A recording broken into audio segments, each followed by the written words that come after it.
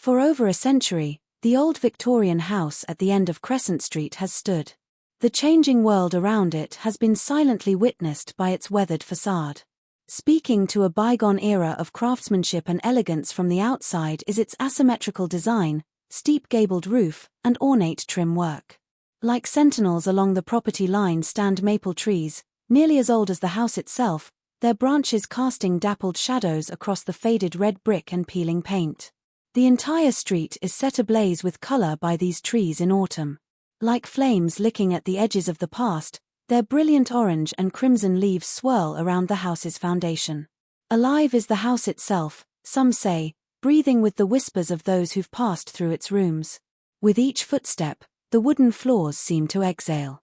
Like a heartbeat in the walls, the pipes murmur and clank, and the windows, tall, narrow affairs with original wavy glass, reflect light differently depending on the time of day, as if the house is changing its expression. As they pass by, locals claim they can sense the building watching them, its gaze following from one of the many windows that dot its facade like vigilant eyes. Something far more unsettling is harbored by the house, others believe. A presence that reveals itself only to certain occupants at certain times. A discerning presence, selective in its manifestations, with a purpose that has spanned generations. Welcome to the Ghastly Journal. I'm your host, and tonight, deep into the peculiar phenomenon of the Crescent Street house we're delving, where generations of young women, separated by decades, have reported encounters with the exact same spectral figure.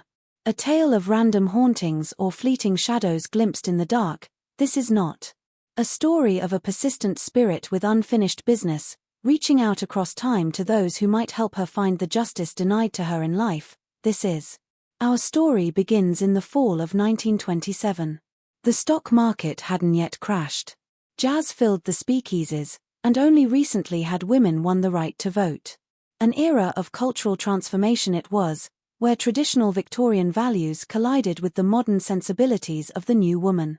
Along with women's professional aspirations, hemlines were rising. And this spirit of cautious independence was embodied by Clara Winters. A slender young woman with bobbed hair and a penchant for cloche hats, Clara worked as a typist for the Burlington Telegraph, one of the few respectable careers available to women of her generation. Enough to support herself, if modestly, she earned at 23, and had recently signed the lease on the second-floor apartment of 1418, Crescent Street. Suspiciously affordable for such a grand old house in a respectable neighborhood was the rent. But in no position to question good fortune was Clara. With her modest salary and desire to maintain appearances suitable for a young professional woman, lucky to have found such accommodations she considered herself. It has character, she told her mother, who had expressed concern about Clara living alone in such an old building, and the neighborhood is perfectly respectable.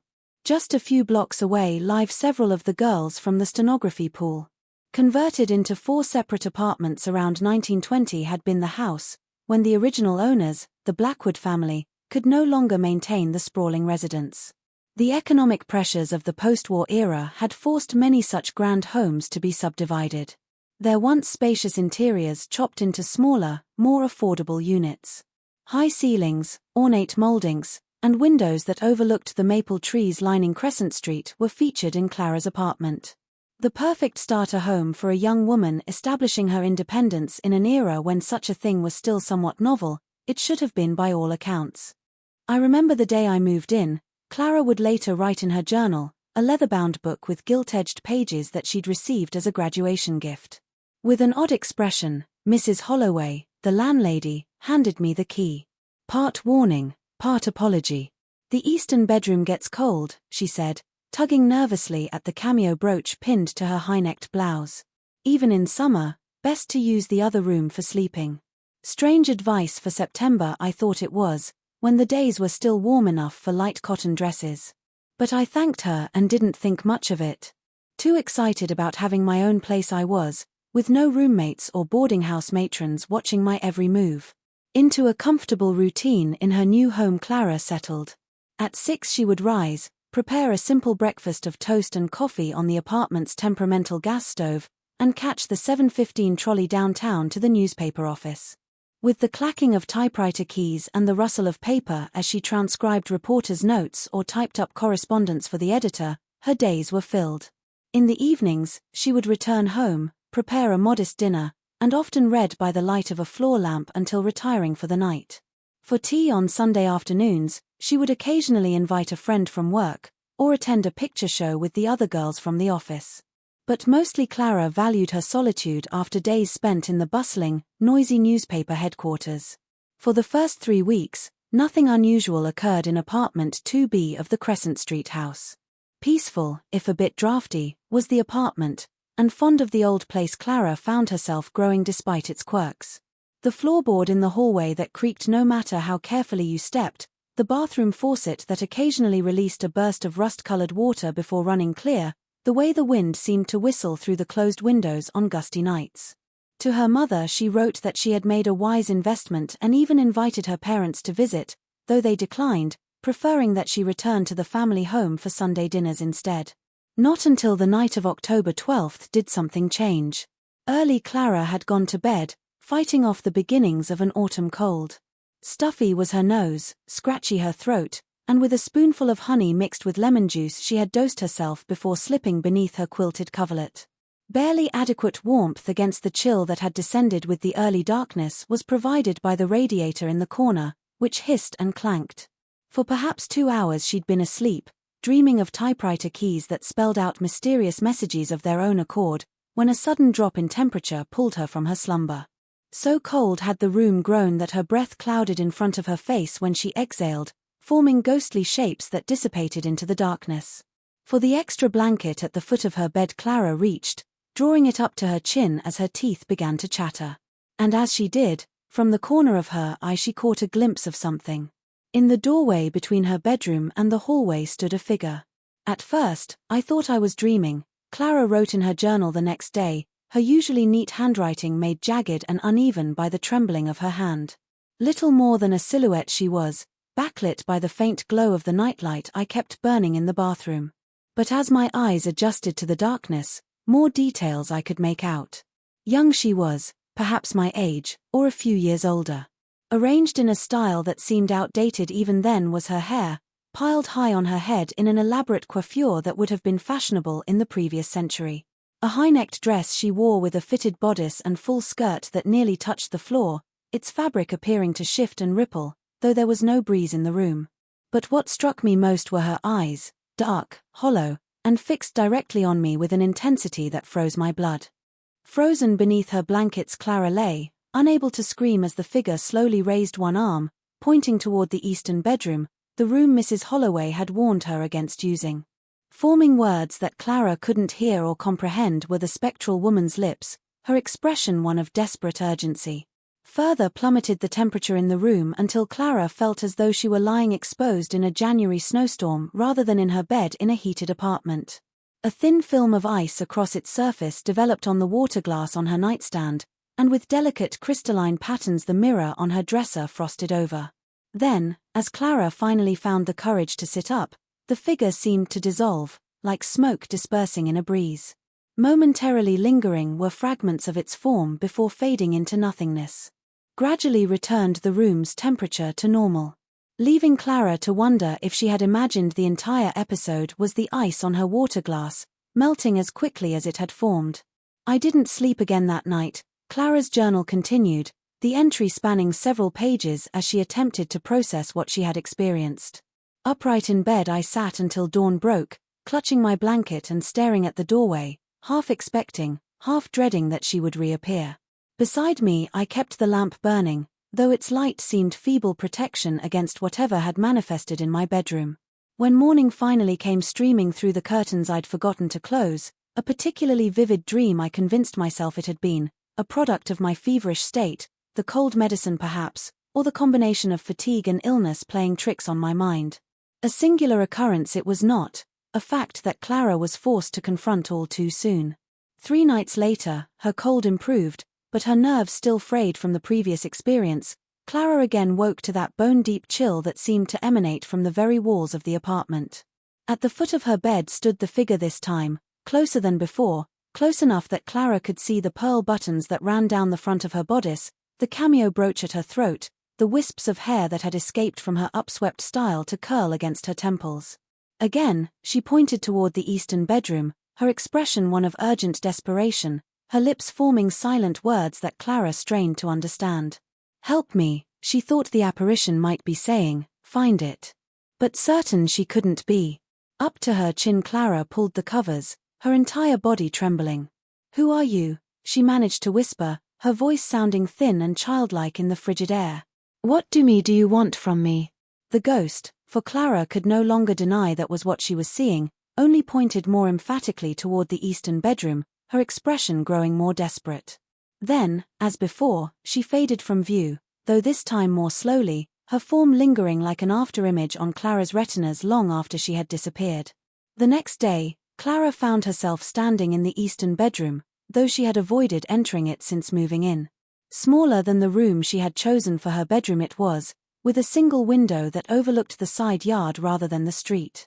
Peeling in one corner was the wallpaper, a pattern of faded roses on a cream background, where water damage had stained the ceiling. No furniture there was aside from a standing wardrobe of dark wood that Clara used to store out-of-season clothing and her Christmas decorations. Ordinary in the daylight the room felt, if a bit chilly despite the radiator that gurgled and hissed against the wall. "What here am I supposed to find?" Clara wondered aloud, turning in a slow circle. "What are you trying to show me?" But no answer came. And after a thorough inspection of the empty room, looking under the frayed carpet, checking the walls for hidden panels or loose boards, examining the wardrobe for secret compartments, Clara gave up, closing the door firmly behind her as she left. "You've seen her then," Mrs. Holloway said softly. It wasn't a question. "Who is she?" Clara demanded. Mrs. Holloway hesitated, then sighed. "Eleanor Blackwood her name was. The family that built this house in 1887, she was the youngest daughter. Here she died, in that eastern bedroom you were warned about." "How did she die?" Clara asked, although something told her she might not want to know the answer. "Consumption, the family said it was," Mrs. Holloway replied, her voice dropping to barely above a whisper. "But rumors there were." To a colleague, the doctor who attended her in her final days apparently confided that he suspected poisoning. Nothing was ever proven, of course. Influential in town was the family, and no formal investigation there was. Why would anyone want to poison her? Clara pressed.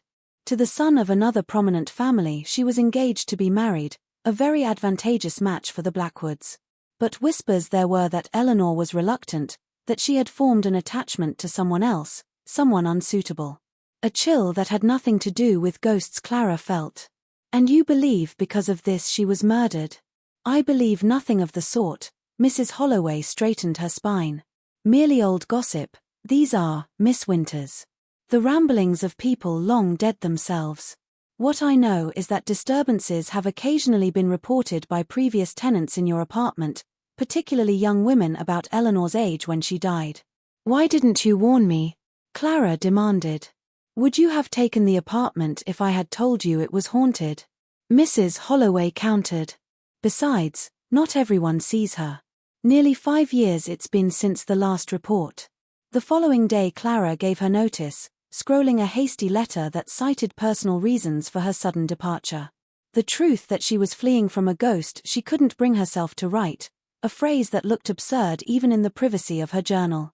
Before the month's end she moved out of 1418, Crescent Street, finding accommodations across town in a modern apartment building with electric refrigerators and uniformed doormen. To its limits strained her budget the rent, forcing her to take on additional typing work in the evenings to make ends meet, but a small price to pay for nights unmarred by spectral visitations and bone-chilling cold she considered it.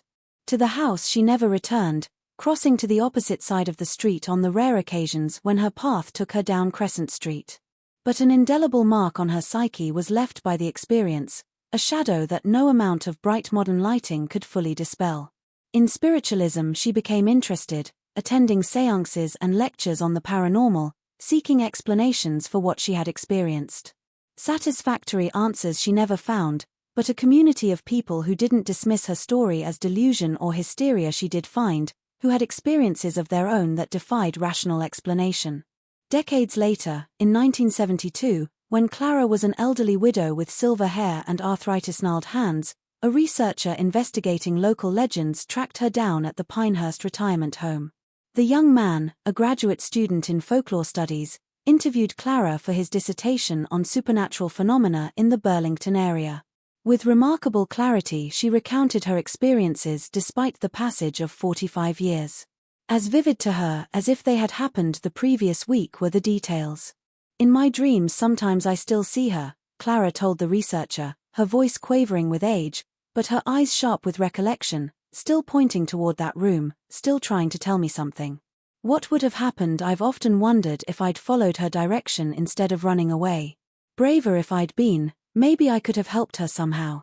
But young and frightened I was, and all I wanted was to escape." The researcher asked her if she believed in ghosts, in the survival of consciousness after death. The question Clara considered, looking out the window at the maple trees that lined the retirement home's driveway, their leaves turning gold and crimson in the autumn sunlight, much like the trees that had stood outside her apartment on Crescent Street all those years ago. "I believe that some experiences defy conventional explanation," she said finally. "What I saw was real, I believe, whatever its nature might have been. And a story she desperately wanted to tell, I believe that Eleanor Blackwood had. I'm sorry I wasn't the one to hear it." In the spring of 1943, with much of the world engulfed in war, into the same second-floor apartment at 1418, Crescent Street moved Margaret Peggy Sullivan. At the munitions factory that had opened on the outskirts of town, Peggy worked, assembling components for artillery shells that would be shipped to American forces fighting in Europe and the Pacific. Through several tenants the apartment had gone since Clara's hasty departure 16 years earlier, but none had stayed longer than a year. Somewhat deteriorated had the house itself, its exterior paint fading and peeling, its once immaculate grounds becoming overgrown, as wartime shortages made maintenance supplies difficult to obtain, and male groundskeepers scarce. By the time Peggy signed her lease, even further had the rent dropped, making it one of the few places in town that a single factory worker could afford on her modest wages, despite its spaciousness and relatively central location. A godsend it was, Peggy would later tell her daughter, decades after the war had ended and the country had returned to an uneasy peace. Doubled or tripled up in tiny rooms were most of the girls at the factory, sharing beds and shifts depending on which production line they worked. But all to myself I had this grand old apartment. 2 bedrooms, a proper sitting room, even a little breakfast nook off the kitchen. Too good to be true it seemed, and perhaps it was. Like Clara before her, Peggy was warned against using the eastern bedroom, though the explanation had changed with the new landlord. The property was now managed by a Mr. Finch, a thin, nervous man with a perpetual frown, who handled the building for an absent owner, one of the many investment properties that had been acquired by speculators during the Depression when real estate values had plummeted. "For storage," he said briskly when showing Peggy the apartment, unlocking the door with a key from the enormous ring that jangled at his belt. He opened the door to the eastern bedroom just wide enough for her to glimpse inside, then closed it quickly. "For storage, that room's." Heavy furniture that was too much trouble to move was left by the previous tenant. "For sleeping you'll use the western bedroom." Practical and unquestioning, Peggy accepted this explanation without complaint. With the world at war and everyday life filled with restrictions and makeshift arrangements, a minor inconvenience seemed one locked room in an otherwise spacious apartment. In the western bedroom she arranged her few belongings: a chenille bedspread, a framed photograph of her husband in his Navy uniform, a small radio that she kept tuned to war bulletins, and settled into a routine dominated by long shifts at the factory, punctuated by rare evenings out with fellow workers, or letters written to her brother serving in the Army Air Forces in England. Without incident passed the first 2 months. Summer arrived with its humid heat, making the third-floor workers at the factory faint at their stations until management installed enormous fans that did little more than circulate the hot air.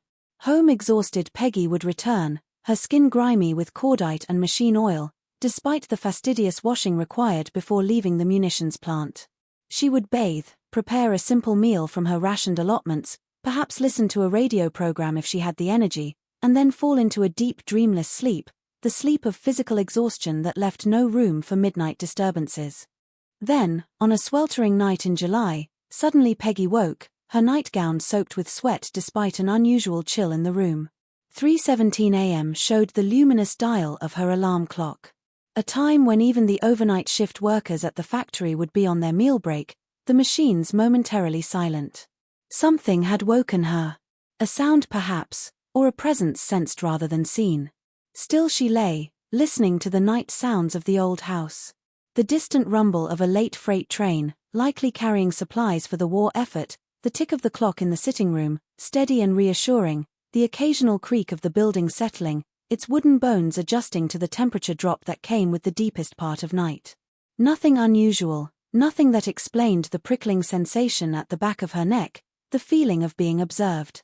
Then she saw it, a figure standing in the doorway between her bedroom and the hallway, silhouetted against the dimly lit corridor. Unmistakably human and feminine was the shape, though something not quite substantial about it there was, as if composed of denser shadows rather than solid flesh. "Who's there?" Peggy called out sharply, reaching for the heavy metal flashlight she kept beside her bed, a precaution against the blackout conditions that were sometimes imposed when air raid sirens tested the city's preparedness. Unlike Clara, who had been paralyzed by fear, anger was Peggy's first reaction. The country was at war, rationing was in effect, and the thought that someone might have broken in to steal her sugar or coffee rations was enough to override her fear. Too much loss and hardship she had endured to be cowed by a home intruder. "I said, who's there? I'm warning you. I've called the police." This was a bluff.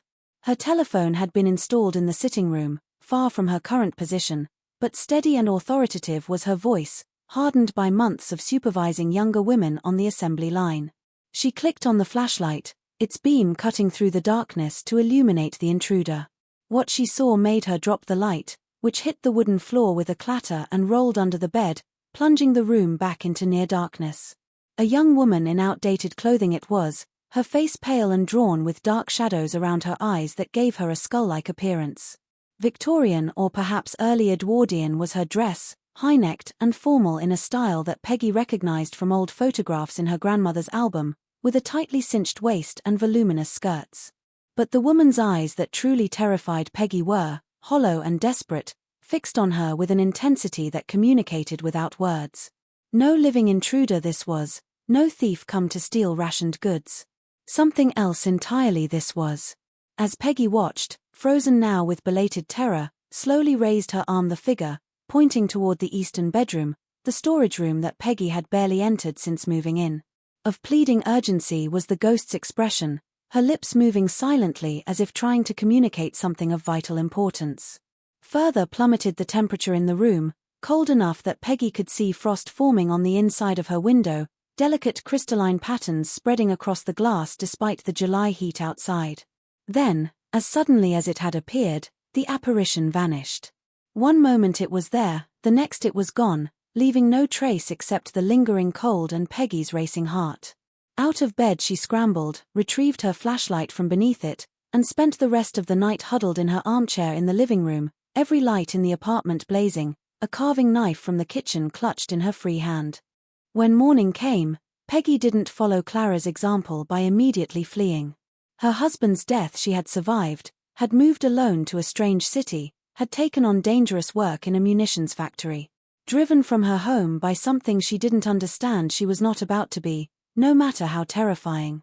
Instead, with the same practicality and determination that had carried her through the other challenges in her life, she approached the situation. Unlike Clara, who had fled at the first opportunity, of sterner stuff was Peggy Sullivan made. The following morning, after a quick breakfast eaten standing at her kitchen counter, she couldn't bring herself to sit with her back to any doorway. Her lunch break she used to visit the local library, where she spent her precious half-hour combing through old newspapers on microfilm, searching for any mention of the Blackwood family or deaths associated with the house on Crescent Street. Long it didn't take to find what she was looking for. The Burlington Daily Chronicle from April 1889 contained a short obituary for Miss Eleanor Blackwood, age 19, beloved daughter of Charles and Millicent Blackwood, passed away peacefully at the family home after a prolonged illness. A larger article a few pages deeper in the same edition gave more details about the upcoming wedding between Mr. James Harrington, son of industrialist William Harrington, and Miss Catherine Blackwood, eldest daughter of Charles and Millicent Blackwood. The article mentioned that the wedding had been delayed by the recent bereavement suffered by the bride's family. To work, thoughtful but determined, Peggy returned. That evening, after her shift ended, finally she entered the eastern bedroom properly, switching on the light and surveying the space that had supposedly been designated for storage. Largely empty was the room. Against one wall stood a heavy wardrobe and beneath the window a small writing desk, but no bed or other furniture that would have justified Mr. Finch's claim about heavy furniture there was. In a faded floral pattern, the walls were papered, the floor covered with the same worn carpet as the rest of the apartment. The wardrobe Peggy approached first, opening its doors to find it empty, except for a musty smell and a few wire hangers. The writing desk, however, yielded something more interesting. A small drawer that initially appeared to be stuck, but gave way when Peggy applied firm, steady pressure. Inside was a leather-bound book with no title on its cover. Peggy opened to find pages filled with elegant, flowing handwriting. A diary dated 1888 to 89 it was, belonging to Eleanor Blackwood. A snoop by nature, Peggy didn't consider herself, but too intriguing to ignore was this discovery. To her sitting room she took the diary, made herself a cup of tea, and by the light of her table lamp began to read. Mundane were the early entries, comments about the weather, accounts of social calls, observations about books Eleanor had read, or music she had played on the family's piano. But as Peggy continued reading, a clearer picture emerged of the young woman whose ghost she believed she had encountered. Intelligent, well-read, and increasingly frustrated by the limitations placed on women of her social class was Eleanor Blackwood. Scathingly she wrote about the marriage market and her parents' determination to see both her and her older sister Catherine advantageously matched with men of wealth and position. Father announced at dinner that James Harrington has asked for Catherine's hand, read an entry from September 1888. Mother is beside herself with joy. Catherine smiles and nods and plays her part perfectly, though I know she feels nothing for James beyond what duty dictates she should feel. And now Mother hints that William Harrington's younger brother Thomas has expressed interest in me. A double alliance, she calls it, as though we are nations forming a political union rather than human beings. I cannot bear it. Later entries revealed that Eleanor had indeed formed an attachment to someone her family would have considered unsuitable, Michael Sullivan, a young architect who had been hired to design an addition to the Blackwood home. Visited the house again today, Eleanor wrote in November, ostensibly to check measurements for the new conservatory. He managed to slip me a note when no one was looking. We are to meet tomorrow at the little bookshop on Maple Street. I told Mother I needed new sheet music. The deceptions weigh on me, but what choice do I have? They would never understand. Peggy paused in her reading, struck by the surname Sullivan, the same as her own. A relative could this Michael Sullivan be? Unlikely it seemed. Sullivan was a common enough name, particularly among the Irish, who had immigrated to America in large numbers during the previous century. Still, a strange feeling gave her the coincidence. As the diary continued into early 1889, more troubled became Eleanor's entries. Forward with plans for her engagement to Thomas Harrington were her parents pressing, despite her protestations. Meanwhile, her secret relationship with Michael Sullivan deepened, and plans to elope they began making. West we shall go, Eleanor wrote in February. Has a cousin in Chicago who can help him establish his practice there. Tremendous demand for architects in that growing city, he says. Quietly we will be married before we leave. Small items that won't be missed I have begun setting aside. A silver hairbrush, a pearl brooch from grandmother, the garnet earrings Aunt Judith gave me for my 16th birthday. These I can sell if necessary to fund our journey. But dramatically changed the tone of the diary in March. Unwell she had begun feeling, Eleanor wrote, weakness, stomach pains, headaches. Initially, to the stress of her situation she attributed these symptoms. But as they worsened, a darker suspicion formed. I fear I am being poisoned, she wrote in shaky handwriting on March 18, with the tea that Catherine brings to my room each evening it comes. She watches me drink it, smiling sweetly, and within the hour the pains begin. Into the potted fern I tried to pour it yesterday when she looked away, but she noticed and insisted I finish every drop. It will help you sleep, dear sister, she said. But I think it is meant to ensure I sleep forever. Brief and chilling was the final entry, dated April 2, 1889. M. knows. I managed to get a note to him. Tonight he is coming to take me away from here, ill as I am. If you are reading this and I am gone, know that willingly with the man I love I went. If you are reading this and I am dead, look to my sister and know that her hands are not clean. There ended the diary.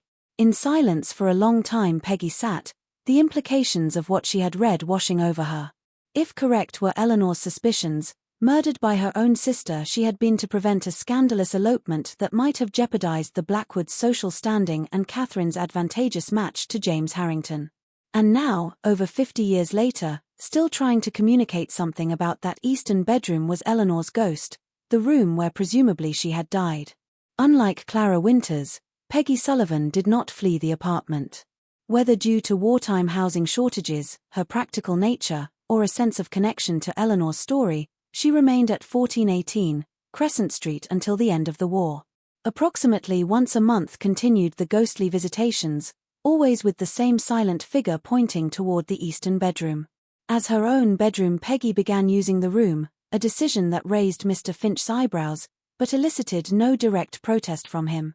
In the drawer of the writing desk where she had found it, she placed Eleanor's diary, adding a note of her own that explained what she had discovered and her belief about Eleanor's fate. I don't know if you can read this, Eleanor, she wrote, but I want you to know that finally someone heard your story. I don't know if there's anything I can do to bring you justice after all this time, but I promise I won't forget you. Whether it was this acknowledgement or simply coincidence, after Peggy moved into the eastern bedroom ceased the ghostly visitation. Soundly there she slept until August 1945, when the end of the war brought the closure of the munitions factory and forced her to seek employment elsewhere. Before leaving, back in the writing desk she placed Eleanor's diary, hoping that someday someone else might find it and add another piece to the puzzle. The decades passed. From the second-floor apartment at 1418, Crescent Street tenants came and went. Some stayed for years, others for mere months. Occasionally, usually when the occupant was a young woman in her late teens or early 20s, there would be reports of strange occurrences, sudden cold spots, items moved from where they had been left, the sensation of being watched. But no one reported a direct sighting of Eleanor's ghost until 1967, when 19-year-old Diane Chen moved in. A sophomore at the recently established State University campus in Burlington was Diane. The daughter of immigrants who had fled China during the Communist Revolution, chemistry she was studying with plans to go on to medical school. Far from campus was the apartment on Crescent Street, but within her limited budget was the rent, and direct transportation to the university provided the trolley line. By this time, several times had the house changed hands. The current landlord, a corporation called Eastbrook Properties, managed it from afar through a local real estate office. Clearly in a hurry was the agent who showed Diane the apartment, rattling off features and terms with practiced efficiency before thrusting a lease at her for signing. Both bedrooms are functional, the agent said when Diane asked which she should use. Heat and electricity work in both. Your choice. Initially Diane chose the western bedroom simply because she preferred its morning light for studying. A sort of study and storage area became the eastern bedroom, where she kept her extra books, her bicycle during bad weather, and a small table she used for scientific experiments that wouldn't have been allowed in the university labs. During midterm week in October came the first visitation. Late Diane had been studying, fueled by black coffee and anxiety over her organic chemistry exam. Into bed around 2 a.m. she finally fell, her mind still racing with molecular structures and reaction pathways. Just before 3:17 a.m. woke her the drop in temperature, the same time that Peggy Sullivan had reported in her note, though Diane wouldn't discover this connection until later. That the ancient heating system had failed again was Diane's first thought, and she pulled her quilt higher, preparing to burrow down against the cold. Then she saw the figure standing at the foot of her bed. Unlike her predecessors, analytical rather than fearful was Diane's first reaction. Slowly she sat up, rubbing her eyes, wondering if lack of sleep had finally caught up with her in the form of hallucinations. "Hello," she said softly, reaching for her glasses on the nightstand. Into sharper focus came the figure once Diane put her glasses on. A young woman in Victorian-era clothing, her face pale and drawn with dark hollow eyes that seemed to hold centuries of sadness. As Diane watched, raised her arm, the figure pointing toward the eastern bedroom, her lips moving in what appeared to be urgent but silent speech. "In there you want me to go?"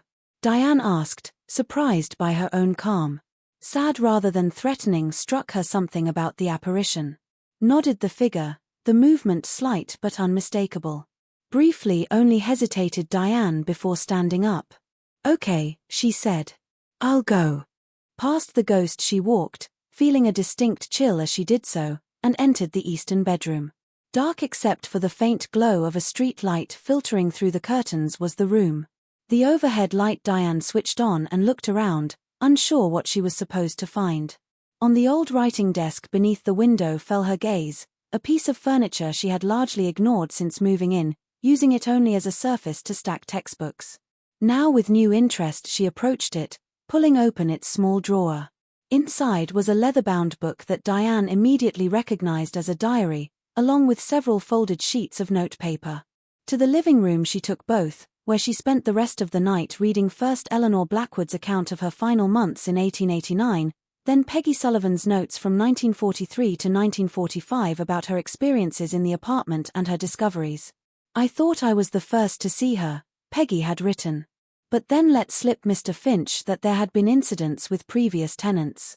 When I pressed him, a young woman named Clara Winters he mentioned, who had lived here in the late 1920s and left suddenly after complaining about disturbances. Through the telephone directory I tried to locate Miss Winters, but without success. A startling revelation contained the final page of Peggy's notes. "Some genealogical research I've been doing," she wrote, prompted by the coincidence of Eleanor's Michael Sullivan sharing my surname. "Considerable digging it took, but I've discovered that Michael Sullivan was indeed my great-uncle, my grandfather's brother, who, family legend had it, went west under a cloud of scandal. Perfectly align the dates with Eleanor's account. I now believe that with Eleanor Blackwood was planning to elope my great-uncle in 1889, only to find her dead or dying when he came for her. Unclear remains what happened to him afterward, but records show a Michael Sullivan arriving in Chicago in late 1889 and establishing an architectural practice there. Never married he did and died relatively young in 1912. I wonder if with him all those years he carried the memory of Eleanor." With this information for several days Diane sat, unsure what to do with it.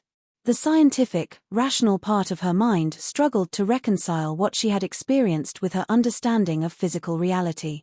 Yet what she had seen she could not deny, nor the compelling historical evidence she had discovered. After much consideration, to use her scientific training to investigate further she decided. By researching the history of the house and the Blackwood family at the university library she began, spending hours combing through old newspapers, city directories, and census records. Much of what Eleanor's diary and Peggy's notes had outlined was corroborated by her findings. Indeed, a prominent family in Burlington during the late 19th century had been the Blackwoods. In textiles, Charles Blackwood had made his fortune and later diversified into banking. In June 1889, approximately 2 months after Eleanor's death, had his eldest daughter, Catherine, married James Harrington. The local economy had been dominated by the merged Blackwood-Harrington interests until the Great Depression diminished their influence. Most interestingly, Diane discovered an article from 1890 reporting that Catherine Blackwood Harrington had given birth to a son named Charles after her father. The article mentioned that the joyous occasion comes after a year marked by tragedy for the Blackwood family, including the loss of Mrs. Harrington's younger sister to consumption. More direct and, to her mind, more scientific was Diane's next step. A home testing kit designed for amateur botanists she purchased and used it to analyze samples of dust she collected from various surfaces in the eastern bedroom, particularly around the writing desk and the area where a bed would likely have been placed in Eleanor's time. Suggestive but inconclusive were the results. Trace amounts of arsenic were detected by the tests, higher than would be expected in ordinary household dust. However, as Diane noted in her own addition to the growing collection of papers in the desk drawer, cautiously had to be interpreted this finding, as arsenic had been common in many household items of the Victorian era, from wallpaper to fabric dyes. Still, she wrote, in the area where Eleanor's bed likely stood is highest the concentration, which aligns with her suspicion that gradually she was being poisoned, possibly through her tea. Her reported symptoms, weakness, stomach pains, headaches, would be explained by arsenic poisoning. Readily available in the 19th century, it was also as a component of rat poison and certain cosmetics. Unlike her predecessors, the bold step of trying to communicate directly with Eleanor's ghost took Diane. During subsequent visitations, a simple system based on scientific protocols, she set up a series of cards with yes-no questions that Eleanor could respond to by moving toward one side of the room or the other. Through this rudimentary communication, several key points Diane confirmed. Indeed, poisoned had been Eleanor, her sister Catherine she believed was responsible, and something in the eastern bedroom she wanted found, something beyond her diary. A more thorough search of the room prompted this last revelation. Every inch of the writing desk, the wardrobe, the floorboards, and the walls she examined, looking for any hidden compartment or loose panel that might conceal whatever Eleanor was trying to direct her to. It was behind the wardrobe, which Diane recruited 2 male classmates to help move, that she finally discovered it. A small recess in the wall covered by a panel that had been papered over to match the surrounding wallpaper. Inside was a small metal box, tarnished with age. Several items were contained in the box: a man's pocket watch with the initials MS engraved on the back, a packet of letters tied with a faded ribbon, a small daguerreotype of a young man in late Victorian attire, and a folded document that proved to be a marriage certificate dated March 30, 1889, just days before Eleanor's death, certifying the union of Eleanor Blackwood and Michael Sullivan. Already married they were, Diane wrote in her notes. Secretly had wed Eleanor and Michael, probably with the help of a sympathetic minister, before her death. This would explain the urgency of Catherine's actions, if indeed she was the poisoner. Not just a scandalous elopement she was preventing, but the potential public revelation of a marriage that would have created a significant stain on the family's reputation and possibly jeopardized her own advantageous match. A new dimension to the tragedy of Eleanor Blackwood was added by Diane's discovery. Not just murdered to prevent a misalliance had the young woman been. To cover up a marriage that had already taken place, she had been killed. Perhaps most poignantly, legally Mrs. Eleanor Sullivan she had died, though under her maiden name history had recorded her death. Until her graduation in 1971, Diane remained in the apartment. During those years, less frequent became Eleanor's visitations and eventually ceased altogether, as if the discovery of her marriage certificate and Michael's keepsakes had provided some measure of the acknowledgement she had been seeking for nearly a century. Before leaving, to the collection in the desk drawer Diane added her extensive notes, creating a comprehensive record of Eleanor's story, as it had been revealed through 3 generations of young women who had occupied the apartment. She also included the name and contact information of Clara Winters, whom she had finally managed to locate through persistent research. Mrs. Clara Winters, née Gibson, now resides at the Pinehurst Retirement Home in Burlington, Diane wrote. Elderly but lucid she is and was willing to discuss her experiences at 1418, Crescent Street with Maine. Both Peggy Sullivan's notes and my own experiences are aligned with and confirmed by her account. About our discoveries regarding Eleanor's fate I have informed her, which she found both disturbing and vindicating. There might have ended the cycle, with Eleanor's story finally told and her secret marriage acknowledged, had it not been for a curious development. In 1972, during a renovation of the old Oakwood Cemetery, where many of Burlington's prominent families had their plots, an unmarked grave in the Blackwood family section was discovered by workers. The remains of a young woman estimated to have died in her late teens or early 20s were revealed by exhumation. Modern forensic analysis, still in its infancy in the early 1970s but more advanced than anything available in 1889, detected significant levels of arsenic in the preserved hair and nail samples. The theory that Eleanor Blackwood had indeed been poisoned was supported by this physical evidence, just as she had suspected in her final diary entries. Local news was made by the discovery, with the Burlington Chronicle running a feature article titled "Century-Old Mystery: Was Eleanor Blackwood Murdered?" The recent findings were referenced by the article, but stopped short of directly accusing Catherine Blackwood Harrington, who had died in 1952, of sororicide. For a brief period, Eleanor's story captured the public imagination. Lectures on the Blackwood family and the social dynamics of the late Victorian era were given by local historians. A minor tourist attraction became the house on Crescent Street, with ghost enthusiasts and curiosity seekers driving slowly past or sometimes knocking on the door hoping to glimpse the famous apparition. As such things do, eventually died down the fervor. New scandals and stories captured the town's attention. Its gradual decline continued by the house on Crescent Street, the once grand Victorian increasingly showing its age despite sporadic attempts at maintenance by a succession of landlords more interested in collecting rent than preserving historical integrity. By 1986, when 22-year-old Jessica Morgan moved into the second-floor apartment, one of the less desirable addresses in town was considered 1418 Crescent Street despite its proximity to the now expanded university campus. Further subdivided had been the house, with the former first-floor parlor converted into a small studio apartment and the attic transformed into another cramped living space. The original 4 apartments had become 6, each smaller and less impressive than the original configuration. Precisely because of its age and character was Jessica, a graduate student in history, attracted to the place, and if she was honest with herself, because of its reputation. In Burlington she had grown up and remembered the stories about Eleanor Blackwood's ghost that had circulated when she was a child.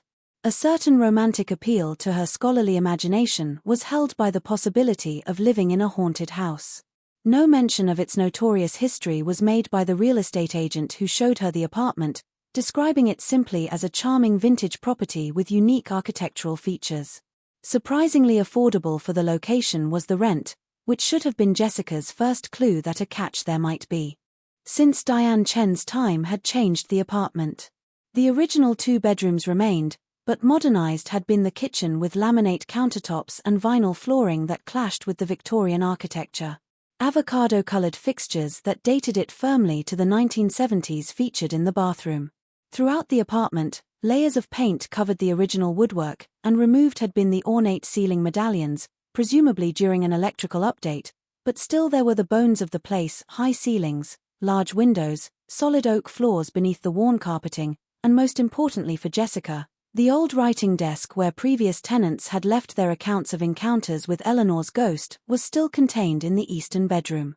On her 3rd day in the apartment, Jessica discovered the cache of documents. While cleaning the desk before setting up her computer, an Apple Macintosh she had purchased with a portion of her graduate stipend. That entire evening and well into the night she spent reading through Eleanor's diary, Peggy's notes, Diane's research, and the various newspaper clippings and official documents that had been added to the collection over the years. Like I've stumbled onto the historical equivalent of a gold mine, I feel, Jessica wrote in her own journal that night. Primary source material spanning nearly a century this is, documenting not just a possible murder, but the evolution of how different generations of women interpreted and interacted with what they believed to be a supernatural phenomenon. In an objective sense, whether Eleanor's ghost is real almost seems beside the point. Real enough in her impact on the women who have lived here she has been. With the methodology of a historian rather than a scientist like Diane or a practical observer like Peggy, Jessica approached the situation. Less interested in proving or disproving the existence of ghosts was she than in understanding the narrative that had developed around Eleanor Blackwood and how it reflected the changing times through which it had passed. She was also perhaps the most prepared of all the apartment's occupants for her first encounter with Eleanor's ghost, which occurred predictably at 3:17 a.m., approximately 2 weeks after she moved in. The room grew cold. Jessica woke, and there stood the figure that 3 women before her had described in strikingly similar terms: the Victorian dress, the elaborate hairstyle, the hollow eyes, the arm raised to point toward the eastern bedroom. "Hello, Eleanor," Jessica said calmly, having rehearsed this moment in her mind. "Your diary I've read. I know what happened to you. About Michael I know, and I know you were married. Your marriage certificate and Michael's watch the others found behind the wardrobe." Slowly her arm lowered the ghost, her expression changing from urgent desperation to something like surprise. "Something else you want me to find?" Jessica asked. "Something the others missed." This the figure seemed to consider, then nodded, once again pointing toward the eastern bedroom, but this time with a slight adjustment to the angle of her arm, as if indicating a specific location within the room. Out of bed Jessica got, pulled on her robe against the chill, and followed the ghost's direction. With a gliding motion that seemed neither to touch the floor nor to float above it in the manner of traditional ghost stories, led her to the eastern bedroom. Eleanor. In the eastern bedroom, toward the ceiling pointed the ghost, specifically toward the ornate plaster medallion that surrounded the light fixture, one of the few original architectural elements that had survived the various renovations. A chair from the kitchen Jessica fetched and stood on it to examine the medallion more closely. By the light of a flashlight, she could see that one section of the plaster appeared slightly different from the rest, perhaps newer, or at least disturbed at some point. "Hidden up there, is there something?" she asked, looking back at Eleanor, who nodded, her expression now one of anticipation rather than desperation. A butter knife from the kitchen carefully pried at the section of plaster that seemed out of place. Jessica. Surprisingly easily it came away, revealing a small cavity within the ceiling. Inside was a cloth-wrapped bundle, dusty and discolored with age. Carefully unwrapped it Jessica to find a small glass vial with a faded handwritten label, "Tonic for female complaints. Take 1 TSPLY. Inside was a small amount of whitish powder. Also in the bundle was a folded piece of paper that proved to be a letter written in a flowing feminine hand different from Eleanor's. "Dearest Kathy," it began. "The powder you requested I have procured. Most effective when administered gradually over several weeks it is, preferably in tea or another strong-flavored beverage. Those of consumption the symptoms will mimic, so on you should fall no suspicion. Too careful one cannot be in these matters, especially with the wedding so near. Your devoted friend I remain, M.H. M.H., Jessica whispered, looking up at Eleanor's ghost. "Mabel Harrington, James's mother," nodded the ghost, her expression grim. "So not just Catherine it was," Jessica said, understanding dawning. "A conspiracy between her and her future mother-in-law it was. Together they worked to murder you." Again, the ghost nodded. Carefully wrapped the vial and letter back in their cloth covering Jessica. "Evidence this is," she said. "Actual physical evidence of the murder plot. After all this time." Closer moved Eleanor's ghost, her form seeming to flicker like a candle flame in a draught. Her lips moved, and though no sound emerged, the words Jessica could read, "Tell my story." "I will," Jessica promised. "I'll make sure everyone knows what really happened to you. Your sister and Mabel Harrington won't get away with it, even if 100 years too late for earthly justice it is." Smiled then the ghost, an expression of such profound relief that it transformed her face from gaunt desperation to something approaching peace. One last time she raised her hand, not pointing now, but in what appeared to be a gesture of farewell before fading from view like morning mist burned away by sunlight. True to her word, Jessica Morgan did tell Eleanor's story. Of her master's thesis titled Arsenic and Old Lace, Gender, Class, and Crime in Victorian Burlington, she made the vial of poison and the incriminating letter the centerpiece. How the social pressures on women of Eleanor's class and era could lead to desperate acts, including murder, when the carefully constructed facades of propriety were threatened was examined by the thesis. With permission from the current owners of the Blackwood and Harrington family papers, Jessica incorporated excerpts from letters and diaries that provided context for the events of 1889. These included Catherine Blackwood's own journal, which, while never directly acknowledging her role in Eleanor's death, contained telling passages about her relief when the impediment to my happiness was removed by Providence. Most damningly, Jessica discovered correspondence between Catherine and Mabel Harrington that, when read with the knowledge of their plot, contained thinly veiled references to their conspiracy. "Our mutual problem has been addressed," Mabel wrote to Catherine in May 1889. "Let us speak of it no more, even between ourselves. Some matters are best left in the silence of the grave." The university's Distinguished Graduate Research Award was won by Jessica's thesis and was later expanded into a book published by a major academic press. A documentary film was in turn inspired by the book, which featured interviews with the now elderly Diane Chen and archival footage of Clara Winters from the 1972 interview conducted near the end of her life. The mainstream of American ghost lore was entered by the story of Eleanor Blackwood and the Ghost of Crescent Street, appearing in numerous collections of true ghost stories and supernatural encounters. A regular stop on Burlington's historic ghost tours became the house itself, with guides recounting the tale of the murdered bride and the succession of young women who had helped bring her story to light. Perhaps most satisfyingly, finally served was historical justice, at least symbolically. In 1992 were reinterred Eleanor's remains with a new headstone that bore her married name, Eleanor Sullivan, née Blackwood, 1870 to 1889. Beloved wife of Michael. Truth emerges, even from the grave. As for the ghost, no verified sightings have been reported since Jessica Morgan's encounter in 1986. The warmest room in the house is now said to be the eastern bedroom of the second-floor apartment at 1418, Crescent Street, even in the depths of winter. Some say finally found peace Eleanor's spirit when her true identity was acknowledged and her murderers exposed. Others suggest that watching over the house and its occupants she remains, but no longer needing to make herself visible to them. Perhaps for another young woman who needs to hear her story she is waiting. Or perhaps finally joined Michael Sullivan she has in whatever realm exists beyond our own. What is certain is that the old Victorian house at the end of Crescent Street stands as it has for over a century. The changing world around it is silently witnessed by its weathered facade. And within its walls, the story of Eleanor Blackwood, her life, her love, her death, and her long journey toward justice, continues to resonate. A reminder that some connections transcend both time and the boundary between the living and the dead.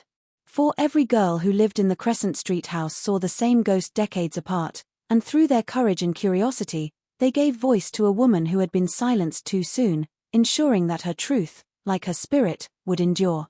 This has been the Ghastly Journal. For listening, thank you, and remember, not all hauntings are born from malice. Some are simply the echoes of truths too powerful to die with those who lived them. Good night, and may your own ghosts, should you have any, find the peace that Eleanor Sullivan finally found in hers. This response is AI generated, for reference only.